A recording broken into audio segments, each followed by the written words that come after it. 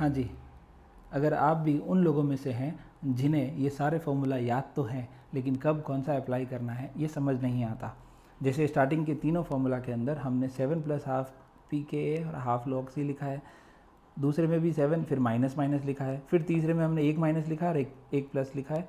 तो ये कन्फ्यूज़न रहता है कि कौन सा कब लगाना है। इधर वाले जो दोनों फॉर्मूला है वो दोनों बिल्कुल अलग हैं, salt upon acid salt upon base लिखा है और इस वाले में तो 7 ही नहीं लिखा है।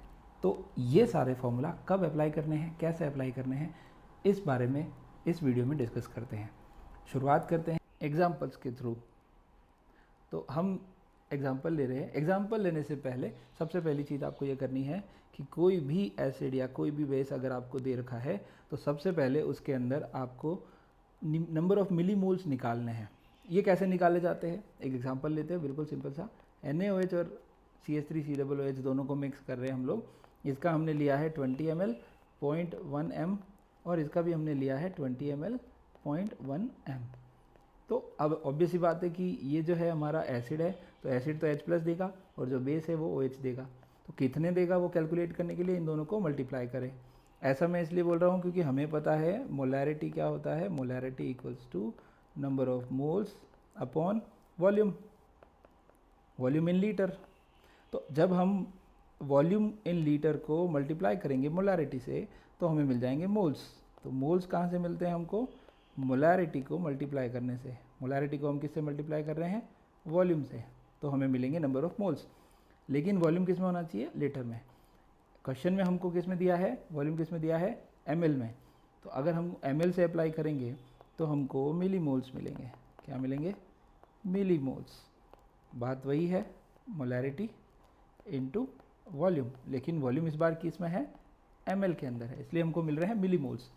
एट द एंड जब हमको फाइनल कैलकुलेशन करना होगा तो हम इसको वापस से वॉल्यूम से डिवाइड करेंगे और जब हम ऐसा करेंगे तो ये वॉल्यूम से वॉल्यूम कैंसिल आउट हो जाएगा और हमको फिर से मिल जाएगी मोलैरिटी।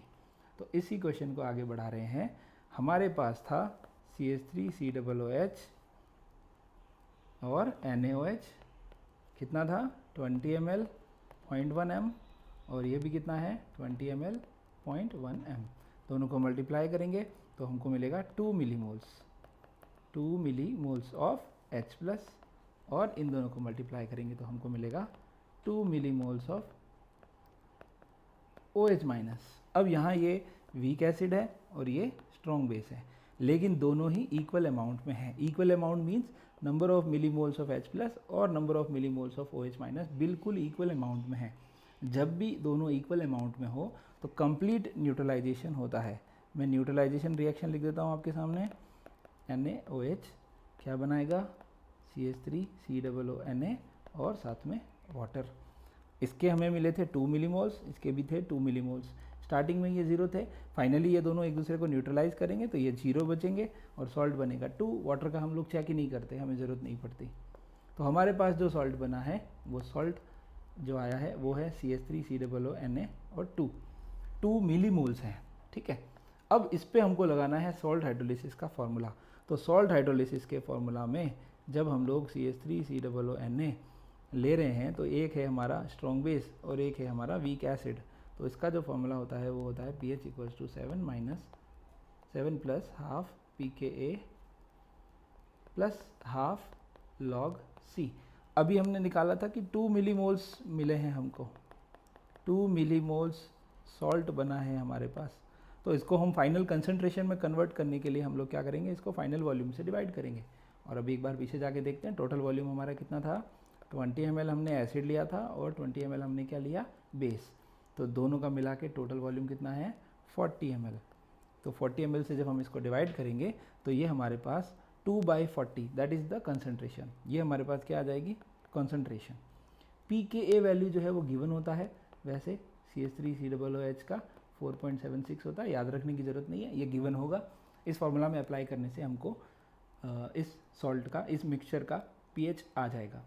तो जब भी कोई वीक एसिड, मैं फिर से बोल रहा हूँ, कोई वीक एसिड स्ट्रॉन्ग बेस या फिर कोई स्ट्रॉन्ग एसिड वीक बेस दोनों इक्वल अमाउंट में हो तब हमेशा कौन से फॉर्मूला लगाएंगे, सॉल्ट हाइड्रोलिसिस के फॉर्मूला लगाएंगे। और सॉल्ट हाइड्रोलिसिस के 3 फॉर्मूला है। अभी हम इन दोनों में डिस्कस कर लेते हैं, दोनों फॉर्मूला को डिस्कस कर लेते हैं। याद रखने के लिए बिल्कुल बहुत सिंपल तरीका है, दोनों में ही हमको क्या लिखना है, BH लिखना है। जो वीक है उसका हमें Ka या Kb लिखना है। अगर हमारा वीक एसिड स्ट्रॉन्ग बेस है, या फिर दूसरा ऑप्शन क्या हो सकता है, स्ट्रॉन्ग एसिड वीक बेस। तो यहाँ पे वीक कौन है, वीक एसिड है, तो एसिड के लिए हम लोग लेंगे +½ pKa, और जब भी एसिड लेंगे तो कंसंट्रेशन भी प्लस में। इधर हमारा वीक कौन है, वीक बेस, तो वीक बेस के लिए हम लोग क्या लेंगे, नेगेटिव में, और दोनों ही किस में होना चाहिए, नेगेटिव में। बस ये सिंपल से दोनों फार्मूला है। कब लगाने हैं, जब वीक एसिड स्ट्रॉन्ग बेस या strong acid weak base equal amount में हो। इक्वल अमाउंट से मेरा मीनिंग ऐसा नहीं है कि 20 ml 20 ml या 40 ml 40 ml, ऐसा नहीं है। इक्वल अमाउंट से मेरा मीनिंग है नंबर ऑफ मोल्स सेम होने चाहिए H+ और OH- के। फॉर एग्जांपल, जैसे आपको अगर मैंने दिया है CH3COOH, हमने लिया है 40 ml 0.1 m का, और साथ में हमने लिया है NaOH, फिर से ले रहा हूँ, इस बार हमने इसको लिया है 20 ml लेकिन 0.2 m का, तो ये भी इक्वल अमाउंट है। कैसे है इक्वल, दोनों को मल्टीप्लाई करो, हमको मिलेंगे 4 मिलीमोल्स। इन दोनों को मल्टीप्लाई करो, हमको मिलेंगे 4 मिलीमोल्स। 4 मिलीमोल्स, यहाँ से हमको 4 मिलीमोल्स क्या मिले हैं, H+, और यहाँ से क्या मिले हैं, OH-, तो इक्वल हो गए ना। तो यहाँ पे जो सॉल्ट की कंसंट्रेशन बनेगी, सॉल्ट भी 4 ही बनेगा, 4 अपॉन टोटल वॉल्यूम में हम 60 से डिवाइड कर देंगे। C हमारा होगा, pKa हमको गिवन होगा, और इन दोनों फार्मूला में से हम ये वाला फार्मूला अप्लाई कर देंगे। इसी तरह अगर वीक बेस होगा, इक्वल अमाउंट होंगे, तो हम ये वाला सेकेंड वाला फार्मूला अप्लाई कर देंगे। ये सॉल्ट हाइड्रोलिसिस के फार्मूला है। अब प्रॉब्लम कब आती है, जब इक्वल अमाउंट नहीं हो। तो सपोज़ हम इस बार NaOH ना लेकर कुछ नया ले लेते हैं, जैसे मैंने लिया है NH4OH और साथ में मैं ले रहा हूँ HCl, ठीक है। तो ये हमारा है वीक बेस और ये हमारा है स्ट्रॉन्ग एसिड। वीक बेस जो है वो हमने लिया है 40 ml 0.1 m सपोज़, और ये हमने लिया है 10 ml 0.1 m, ठीक है। अभी हम सारी कैलकुलेशन मोलैरिटी में कर रहे हैं, थोड़ी देर बाद हम नॉर्मेलिटी में भी डिस्कस कर लेंगे इसको। अब इन दोनों का रिएक्शन होगा, तो वही तरीका हमारा, इन दोनों को मल्टीप्लाई करें, 40 × 0.1, 40 × 0.1, so it will give us 4 millimoles. आप चाहेंगे तो मैं इसको ऐसे भी लिखूंगा, 40 × 0.1, पॉइंट हटाया, नीचे 10 और ये 4 बच गया, 4 मिलीमोल्स। ओके, इन दोनों को मल्टीप्लाई करेंगे तो हमको मिलेंगे 1 मिलीमोल्स।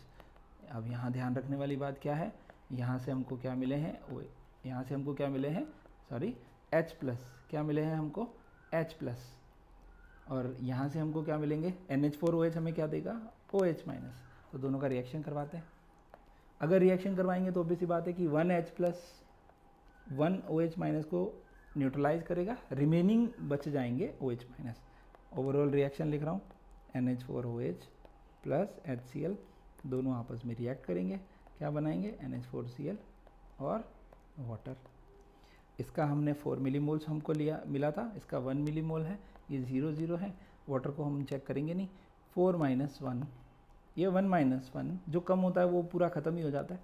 तो HCl जितना होगा उतना ही जो हमारा वीक एसिड बेस है वो भी न्यूट्रलाइज हो जाएगा। तो 4 - 1 ये बनेगा 3, ये बचेगा 0, तो ये HCl 1 था तो ये सॉल्ट भी बनेगा 1।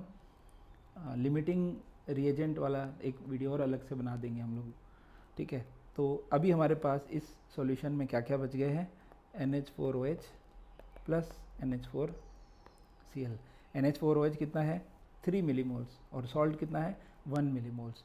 तो जब भी आपके पास कोई वीक बेस हो और उसी का सॉल्ट किसके साथ, वीक बेस का स्ट्रॉन्ग एसिड के साथ कोई सॉल्ट हो, तो ऐसी कंडीशन को हम बोलते हैं बफर। और बफर वाली कंडीशन के लिए फॉर्मूला, क्योंकि हमने क्या ले रखा है, बेस ले रखा है, तो हम लिखेंगे POH PKB plus log salt upon base, simple सा। तो यहाँ पर सॉल्ट कहाँ से आएगा, सॉल्ट का कंसंट्रेशन ये गिवन है और बेस का कंसंट्रेशन ये गिवन है, ठीक है, और PK भी आपको गिवन होगा, और इस फॉर्मूला के थ्रू हम लोग आराम से कैलकुलेट कर पाएंगे। ठीक है, तो हमें ध्यान रह जाएगा अगर इक्वल अमाउंट हुआ तो क्या करना है, अनइक्वल अमाउंट हुआ तो क्या करना है। दूसरी बात, एक तरीके से और एग्जांपल ले लेते हैं। जैसे हमने लिया NH4OH और इसके साथ हमने लिया है H2SO4। अब इसको मैं दो तरीके से करके बता रहा हूँ। हम इसमें एक बार तो मोलैरिटी से करते हैं और एक बार नॉर्मेलिटी से। तो सपोज़ हमने लिया है 30 ml 0.1 m और ये हमने लिया है 30 ml 0.1 m। अगर मोलैरिटी है तो डायरेक्ट मल्टीप्लाई करो, कोई दिक्कत वाली बात नहीं है। और साथ में जो भी n फैक्टर हो, जैसे H2SO4 तो 2H+ दे सकता है, तो 2 से भी मल्टीप्लाई करना पड़ेगा। ठीक है, तो ध्यान रहे दोनों को मल्टीप्लाई करेंगे तो हमको मिलेंगे 3 मिलीमोल्स OH माइनस। इन दोनों को मल्टीप्लाई करने से भी हमको मिल रहे हैं 3, लेकिन 2H+ देता है ना, तो 2 से मल्टीप्लाई करना पड़ेगा। तो टोटल कितने मिलीमोल्स मिलेंगे, 6 मिलीमोल्स। अब 6 मिलीमोल्स H+ हैं और 3 मिलीमोल्स OH माइनस हैं, तो ऑब्वियस बात है स्ट्रॉन्ग एसिड ज़्यादा है, तो ये तो पूरा कंप्लीट न्यूट्रलाइज हो जाएगा। ये हमारे थे 6, तो 6 में से 3 माइनस हो जाएंगे, ये तो कम्प्लीटली ख़त्म। और बचेगा क्या, 3H+ बचे अपॉन टोटल वॉल्यूम इज 60। तो this is the concentration of H+, और यहाँ सीधा हम लोग माइनस लॉग H+ से pH निकालेंगे। कोई दिमाग लगाने की ज़रूरत नहीं है, क्योंकि स्ट्रॉन्ग एसिड है और स्ट्रॉन्ग एसिड के केस में आपको यही करना होता है, सिंपल सा।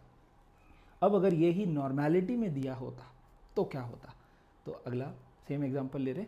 नॉर्मेलिटी अगर गिवन होता तो आप क्या करते, NH4OH और H2SO4 देखना ज़रा, 30 ml 0.1 n और ये भी हमने लिया है 30 ml 0.1 n, दोनों ही नॉर्मेलिटी में है।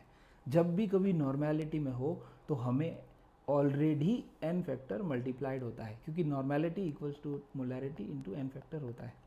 तो इसमें ऑलरेडी है, जो 2 हम मल्टीप्लाई किए थे पिछले वाले में, जो H+ के लिए 2 मल्टीप्लाई किए थे, नॉर्मेलिटी में जब दिया हो तो एज इट इज़ रखना है, एज इट इज़, कभी भी 2 से मल्टीप्लाई नहीं करना।